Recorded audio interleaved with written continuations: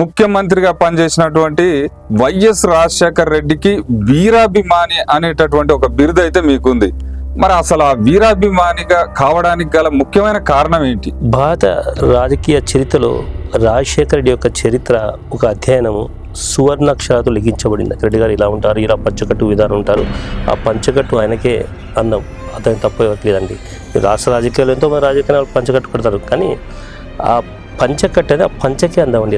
ఆంధ్రప్రదేశ్ రాష్ట్ర ముఖ్యమంత్రి లిస్టు తీసుకుంటే కాజల్ ఎన్టీ రామారావుకి ఓటమి తప్పదలేదు. కేసీఆర్ యొక్క రాజకీయ ప్రస్థానము 83లో ఓటమితోనే స్టార్ట్ అయింది. చంద్రబాబు నాయుడు ఒకసారి చూసుకుందాం మనం. 1983లో చంద్రగిరి నుంచి పోటీ చేసి అతను ఓటమి. అంటే దీన్ని బట్టి ఒకటి, ఆంధ్రప్రదేశ్ రాష్ట్ర ముఖ్యమంత్రి లిస్టు తీసుకుంటే ఓటమి అనేది ఆయన జీవితంలో ఎరగలేదు.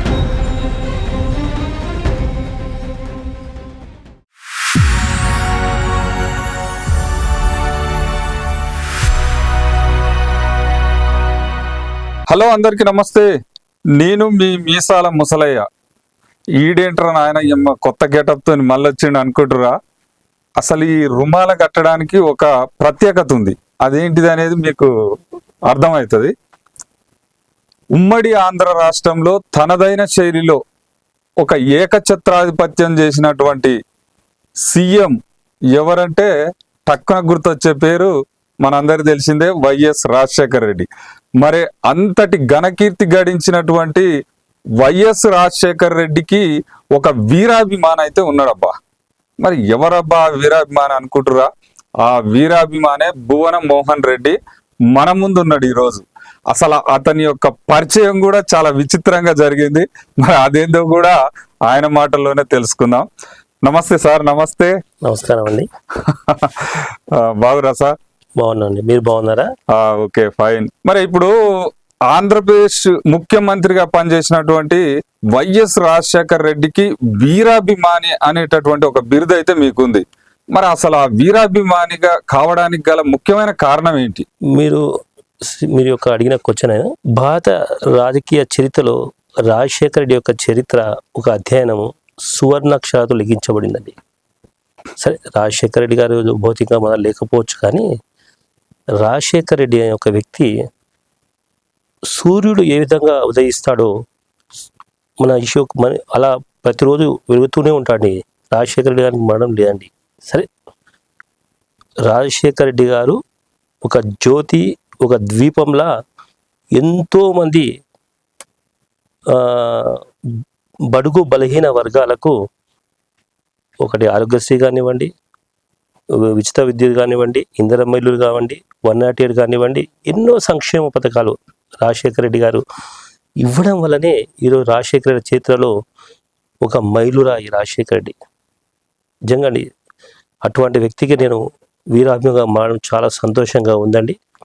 ఒకటండి, రాష్ట్రంలో ఉమ్మడి ఆంధ్రప్రదేశ్లో ఎంతోమంది ముఖ్యమంత్రిగా పనిచేయడం జరిగింది. అవును. ఈరోజు నీలం సంజీవ్ రెడ్డి గారి, ఉమ్మడి ఆంధ్రప్రదేశ్లో నీలం సంజీవ్ రెడ్డి గారి నుంచి స్టార్ట్ చేస్తే కిరణ్ కుమార్ రెడ్డి వరకు ఉమ్మడి ఆంధ్రప్రదేశ్లో ముఖ్యమంత్రిగా పనిచేయడం జరిగింది. ఉమ్మడి ఆంధ్రప్రదేశ్లో నీలం సంజీవ్ రెడ్డి గారి నుంచి స్టార్ట్ పెడితే కిరణ్ కుమార్ రెడ్డి వరకు చివరి రాష్ట్ర ముఖ్యమంత్రిగా పనిచేయడం జరిగింది. వీళ్ళందరూ రాష్ట్ర ముఖ్యమంత్రిగా పనిచేసి ఒక రాజశేఖర రెడ్డికి ఒక ప్రత్యేక స్థానం ఎందుకు జరిగిందంటే, రాజకీయాల్లో నాయకుడు కావడం చాలా కష్టం అండి. అలాంటి నాయకుడే రాజశేఖర రెడ్డి గారు. అంత ఈజీగా నాయకుడిగా ఆ పేరు రావడం అనేది చాలా కష్టమైన సందర్భం అండి. అటువంటి నాయకుడే రాజశేఖర రెడ్డి గారు. రాజశేఖర రెడ్డి గారి యొక్క జ్ఞాపకాలు మర్చిపోలేని జ్ఞాపకాలు. చరిత్రలో ఈ తరము యుగం ఉన్నంత వరకు రాజశేఖర రెడ్డి యొక్క జ్ఞాపకాలు జీవితాంతం పెరుగుతూనే ఉంటాయండి. రాష్ట్ర ముఖ్యమంత్రిగా రాజశేఖర రెడ్డి గారు పనిచేసి సంక్షేమ పథకాలు పెట్టడం కాకుండా అందరికి సేవ చేయడం కాదండి, చరిత్రలో రాజశేఖర నాయకుడు ఒకడు ఉండాలండి. అందుకని రాజశేఖర రెడ్డి గారు ఈ కార్యక్రమాలను చూసి నేను రాజశేఖర గారిని ఒక వీరాభిమానిగా మారడం జరిగింది. అయితే మరి ఇప్పుడు రాజశేఖర్ రెడ్డి గారి ద్వారా, అప్పుడు ఆయన సీఎం గా చేసిన కాలంలో మీకు ఆయన ద్వారా ఏమన్నా లబ్ధి పొందారా?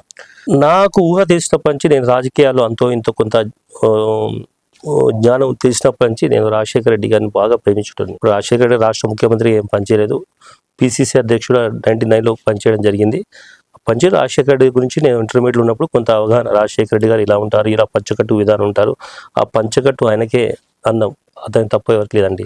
రాష్ట్ర రాజకీయాలు ఎంతో మంది రాజకీయాలు పంచకట్టు కడతారు, కానీ ఆ పంచకట్టు అనేది ఆ పంచకే అందం అండి రాజశేఖర రెడ్డి. తలపాగా పంచకట్ట అంటే అది రాజశేఖర ఇంకా రెడ్డి గారు. దాంట్లో డౌటే లేదు. అయితే 99లో రాజశేఖర రెడ్డి గారు ముఖ్యమంత్రి అవుతా అనుకున్నారు, కానీ ఆ పరిస్థితులు కార్గిల్ యుద్ధం వల్ల బీజేపీ టీడీపీ గవర్నమెంట్ మద్దతు చంద్రబాబు నాయుడు రాష్ట్ర ముఖ్యమంత్రిగా చేయడం జరిగిందండి. అయితే ఒక ముఖ్యమైన విషయం మనం గుర్తుపెట్టుకోవాలి. మీరు బాగా చరిత్ర ఒకసారి చూసుకోండి. నీలం సంజీవ్ రెడ్డి గారి నుంచి ఈరోజు కిరణ్ కుమార్ రాష్ట్ర ముఖ్యమంత్రులు అందరూ చూశారండి. మీరు కారణజన్ముడు ఎన్టీ రామారావు అన్నారు, కారణజన్ముడు ఎన్టీ రామారావుకి ఓటమి తప్పదలేదు. కేసీఆర్ తీసుకోండి. మీరు కేసీఆర్ యొక్క రాజకీయ ప్రస్థానము 1983లో ఓటమితోనే స్టార్ట్ అయింది. లాస్ట్ మొన్న కామారెడ్డిలో రేవంత్ రెడ్డి గారు ప్లస్ కేసీఆర్ వెంకటరామరెడ్డి బీజేపీ అభ్యర్థి మీద పోటీ చేసి ఓడిపోవడం జరిగింది. చంద్రబాబు నాయుడు ఒకసారి చూసుకుందాం మనం. 1983లో చంద్రగిరి నుంచి పోటీ చేసి అతను ఓటమి జరిగింది. అంటే దీన్ని బట్టి ఒకటి ఉమ్మడి రాష్ట్ర ఆంధ్రప్రదేశ్ రాష్ట్ర ముఖ్యమంత్రి లిస్టు తీసుకుంటే ఓటమి అనేది ఆ జీవితంలో ఎరగలేదండి. రాజశేఖర రెడ్డి రాజకీయ ప్రస్థానం 1978 అప్పుడు 2 కాంగ్రెస్లో, ఇందిరా కాంగ్రెస్, రెడ్డి కాంగ్రెస్. అప్పట్లో ఈ కాంగ్రెస్ పార్టీ కాసు బ్రహ్మానంద రెడ్డి గారు విడిపోయి రెడ్డి కాంగ్రెస్ అని పేరు పెట్టుకోవడం జరిగింది. ఆ టైంలో రాజశేఖర రెడ్డి గారు రెడ్డి కాంగ్రెస్ నుంచి పోటీ చేసి కాడిదుల గుర్తండి, ఈ కాడిదుల గుర్తుతోనే రాజశేఖర రెడ్డి గారు ఉమ్మడి ఆంధ్రప్రదేశ్లో కాడిదుల గుర్తు మీద గెలిచిన అభ్యర్థులు ఇద్దరండి. ఒకటి వైఎస్ రాజశేఖర రెడ్డి గారు, ఇంకొక అభ్యర్థి. సరే, తర్వాత ఇందిరా కాంగ్రెస్ కాసు బ్రహ్మానంద రెడ్డి కలవడం జరిగింది. అప్పుడే రాజశేఖర రెడ్డి గారు 1978లో మినిస్టర్గా అంజయ్య గవర్నమెంట్లో మినిస్టర్గా పనిచేయడం జరిగింది. ఆ రోజు నుంచి స్టిల్ 2009 సెప్టెంబర్ 2వ తారీఖు వరకు 6 సార్లు ఎమ్మెల్యే, 4 సార్లు ఎంపీ. రాజశేఖర రెడ్డి రాజకీయ జీవితంలో ఓటమి అనేది లేదండి. దట్ ఈస్ రాజశేఖర రెడ్డి గారు. చరిత్రలో ఇటువంటి వ్యక్తులు చాలా అరుదుగా ఉంటారు. మీకు ఒకసారి రాజశేఖర రెడ్డి చరిత్ర పక్క పెట్టండి, ఇప్పుడు జగన్మోహన్ రెడ్డి గారి చరిత్ర తీసుకోండి. ఒక సోనియా గాంధీ మహాశక్తి 2009లో జగన్మోహన్ రెడ్డి గారు రాజశేఖర రెడ్డి యొక్క కుటుంబము విభేదించి నాన్నగారి పాదయాత్ర కోసము నేను బయటికి వెళ్తానంటే లేదు, అందరినీ ఒకటే క్రోడీకరించి అందరికీ అక్కడనే వాళ్ళకు ఓదార్పు యాత్ర చేయమనంటే అదే ఈ భారతీయ దేశంలో హిందూ సంస్కారం ప్రకారము మనం ఏదైనా సరే ఒక వ్యక్తి చనిపోతే ఆ ఇంటికి వెళ్ళడం జరుగుతుంది ముఖ్యంగా మనం. కానీ వాళ్ళే ఒక దగ్గర క్రోడీకరించి మనం ఓదార్పు యాత్ర చేయడం, అది సోనియా గాంధీకి తెలియక సోనియా గాంధీ మీ నాన్నగారు మేము చెప్తే రాష్ట్ర ముఖ్యమంత్రి గారు రాజశేఖర రెడ్డి గారు గెలవడం జరిగింది, మేము రాష్ట్ర ముఖ్యమంత్రిగా పనిచేశాము, నువ్వు మాకు ఎదురు తిరుగుతావనే ఉద్దేశంతో జగన్మోహన్ రెడ్డి గారు సోనియా గాంధీ విభేదించి ఒక భారతదేశ చరిత్రలో సోనియా గాంధీ మహాశక్తి అంటాం. ఆ రోజు జగన్మోహన్ రెడ్డి గారు విభేదించి బయటికి వచ్చి ఎంతో ఇబ్బందులు పెట్టారు జగన్మోహన్ రెడ్డి కుటుంబానికి. ఆ రోజు పార్టీ పెట్టి భారతదేశ చరిత్రలో 5,46,000 మెజార్టీతో గెలుపొందడం జరిగింది. ఇంతవరకు ఆ మెజార్టీ ఎవరికి రాలేదండి. పివి నరసింహారావు తర్వాత అంతటి మెజార్టీ వైఎస్ జగన్మోహన్ రెడ్డికి రావడం జరిగిందండి. ఇప్పుడున్న మోడీ గారిని తీసుకోండి, అమిత్ షా తీసుకునేవ్వండి, చనిపోయిన వాజ్పేయి గురించి తీసుకోండి, తలకాయ కిందికి కాలు పైకి పెట్టినా కూడా అటువంటి మెజార్టీ రాదండి. దట్ ఈజ్ రాజశేఖర రెడ్డి యొక్క కుటుంబంలో సంక్షేమ పథకాలు కానివ్వండి, ప్రజా అభివృద్ధి పథకాలు కానివ్వండి, ప్రజలు లబ్ధి పొందారు కాబట్టి ఇక్కడ ఈ పార్టీ అని లేదండి. రాజశేఖర రెడ్డి గారు ప్రత్యేక కాంగ్రెస్ పార్టీకి చేసేది మనం తప్పు.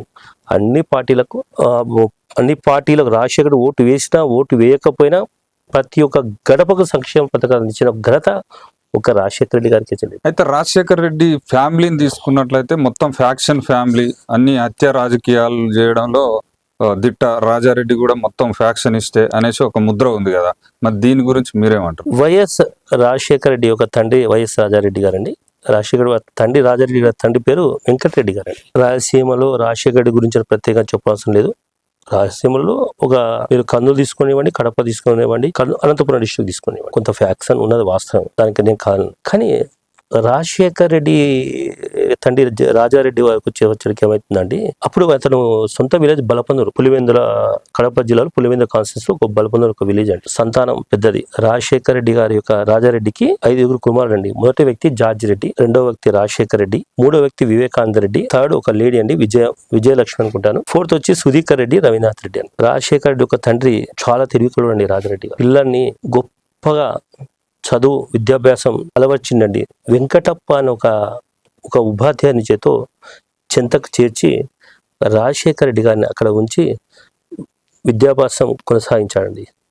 ఆ విద్యాభ్యాసంలోనే రాజశేఖర రెడ్డి గారు ఈరోజు అతను ఆ 2 సంవత్సరాలు అతని వెంకటప్ప గారి దగ్గర విద్యాభ్యాసం చేసిన తర్వాత బళ్ళారిలో కొన్ని రోజులు, లయోలా విజయవాడలో కాలేజీలో కొన్ని రోజులు, తర్వాత గుల్బర్గా యూనివర్సిటీలో ఎంబీబీఎస్ చేయడం జరిగిందండి.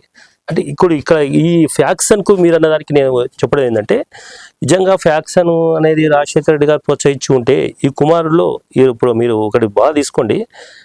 జార్జి రెడ్డి గారు రాజశేఖర రెడ్డి పులివెందులో ఉండారు. రాజశేఖర రెడ్డి గారు ఎంబీబీఎస్ చేసి వైద్యుడిగా కొనసాగించి ₹1 వైద్యం చేసిన గొప్ప ఘనత రాజశేఖర రెడ్డి గారు జరిగిందండి.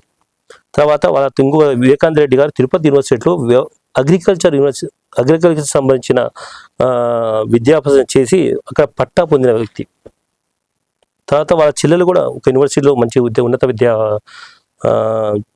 చదివి ఉన్నతమైన కుటుంబంలో మేము కూడా ఉన్నాము, చదువుకున్నా అనే గొప్ప సంకేతం ఇచ్చిన కుటుంబం అండి. సరే, రాజశేఖర రెడ్డి అతని రాజారెడ్డి గారు ఫ్యాక్షన్ కూడా కొంత ఉన్నది. ఎలా ఉన్నది? యువతల వ్యక్తి మధ్యన ఘర్షణ జరిగినప్పుడే ఏదైనా ఫ్యాక్షన్ స్టార్ట్ అవుతుంది. ఈరోజు ఫ్యాక్షన్ చరిత్ర అనేది రాజశేఖర రెడ్డి కుటుంబమే స్టార్ట్ చేసింది, రాజారెడ్డి ద్వారానే ఫ్యాక్షన్ జరిగింది అనేది అవాస్తవం అండి.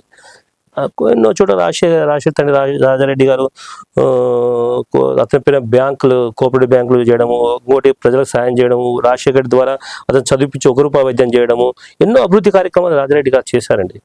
అంతేగాని ఒక ఫ్యాక్షనిస్ట్ ముద్ర వేయడం అప్పుడు ఉన్న టీడీపీ పార్టీ ఎన్టీ రామారావు కానివ్వండి కొంత ముద్ర వేసడం జరిగింది. రౌడీ షీటర్ కూడా అతను ఇవ్వడం జరిగింది. సరే, ఏదేమైనా రాజశేఖర రెడ్డి మీద, రాజారెడ్డి గారి మీద కేసులు ఏ రోజు కూడా నిరూపణ కాలేవండి కోర్టులో.